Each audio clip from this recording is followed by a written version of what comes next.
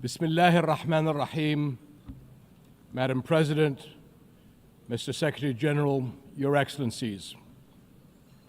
Another year, another UN General Assembly, and another occasion when I stand before you to address the same issue, the conflict in the Middle East.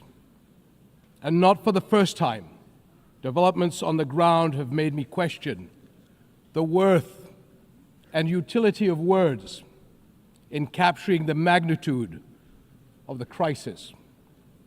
Yet not speaking about it would signal acceptance of the situation and abandonment of our humanity. And that I will not do. Our UN General Assembly was born 80 years ago, pledging to learn from, not repeat, history. The world vowed never again.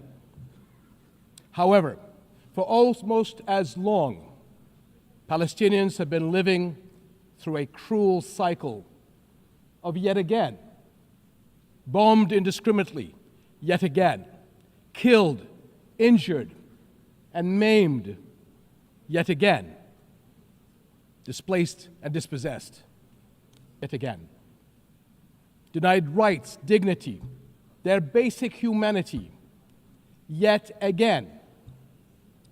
So I must ask, how long? How long will it be before we find a resolution to this conflict, one that safeguards the rights of all sides and allows a level of normalcy in the lives of the families at its core? How long will it be before I stand before you and speak not of suffering and devastation in my region, but of prospect, prosperity, and potential? Sadly, this is not the only conflict in our world. And some may say that other wars are also devastating. But the Palestinian-Israeli conflict remains unique. It is the longest standing conflict in the world.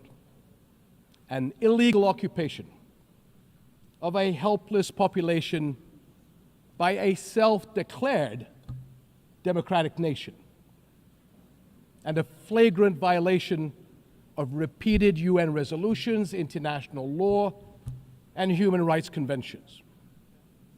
A failure that should have elicited outrage and action, especially from major democracies.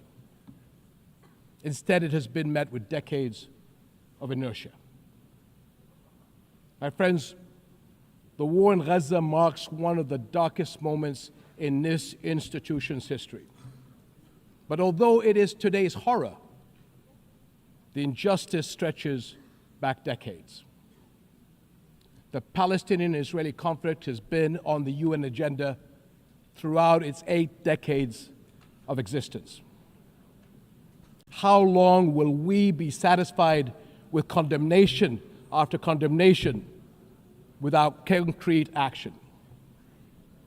When it comes to the Palestinian-Israeli conflict, it seems that what unfolds in the halls of power is theory.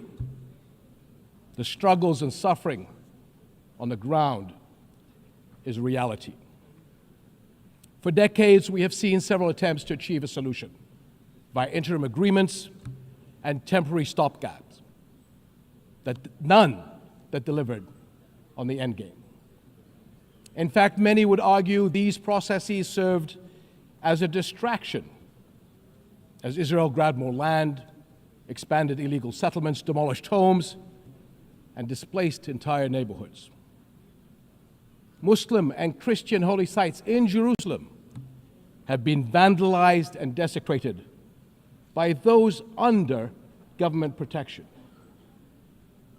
And throughout all these years, Israeli families too have not been able to live in true security because military action cannot bring the safety they need. Nowhere is that more evident than in Gaza.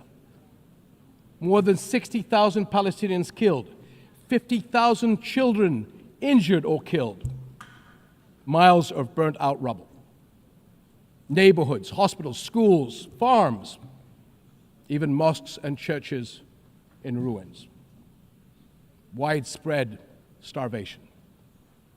And what we are seeing is only a glimpse, because never in our modern history has the lenses of international media been obstructed like this from capturing the reality on the ground. Almost 2 years in, and the cruelty of this military campaign continues unabated. Furthermore, the current Israeli government's provocative calls for a so-called Greater Israel can only be realized through the blatant violation of the sovereignty and territorial integrity of its neighbors. And there is nothing great about that. I can't help but wonder if a similar outrageous call were made by an Arab leader, would it be met with the same global apathy? The international community must stop entertaining the illusion that this government is a willing partner for peace. Far from it. Its actions on the ground are dismantling the very foundations on which peace could stand, and intentionally burying the very idea of a Palestinian state. It has shown how little it respects the sovereignty of other countries, as we have seen in flagrant violations in Lebanon, Iran, Syria, Tunisia, and most recently, Qatar. And its hostile rhetoric calling for the targeting of Al-Aqsa Mosque will incite a religious war that would reach far beyond the region and lead to an all-out clash that no nation would be able to escape. How long before we hold all nations to the same standards? How long before we recognize the Palestinians as people who aspire to the same things you and I do, and we act on that recognition? How long before we recognize that statehood is not something Palestinians need to earn? It is not a reward. It is an indisputable right.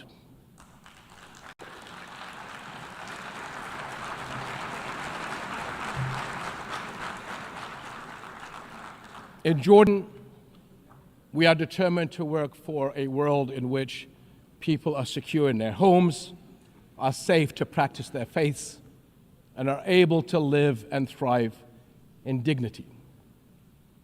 As custodians of Muslim and Christian holy sites in Jerusalem, we safeguard these holy places against actions that violate the city's legal and historical status quo.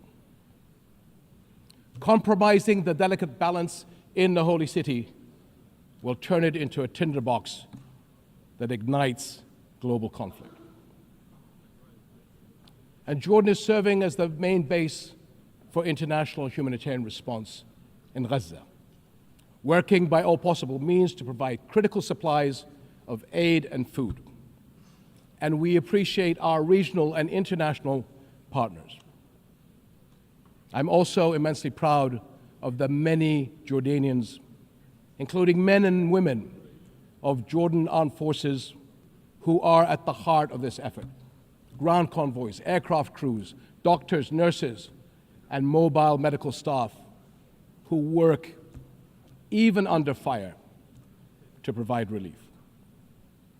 These and countless others carry forward Jordan's deep heritage of compassion and generosity to people in grave need.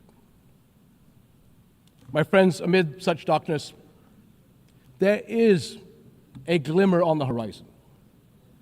We are seeing more nations stepping up on behalf of a permanent ceasefire in Gaza. one that ensures the release of all hostages, unhindered humanitarian aid, and support for the Palestinian people as they rebuild.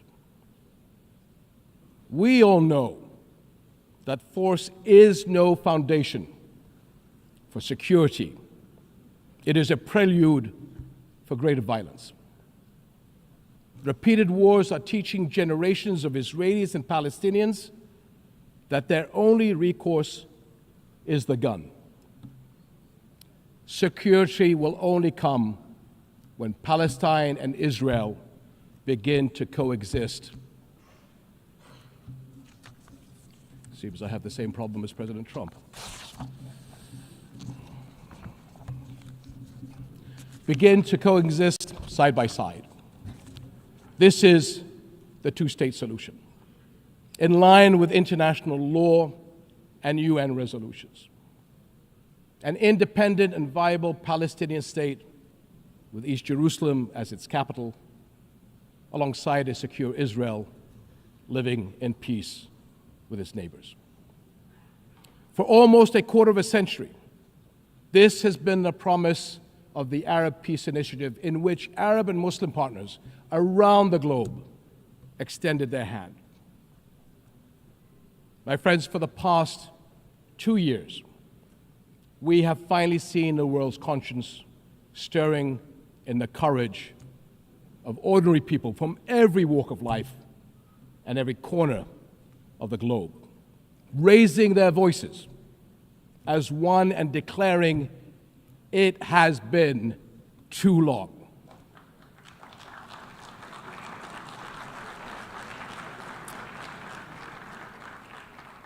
This United Nations must echo that call.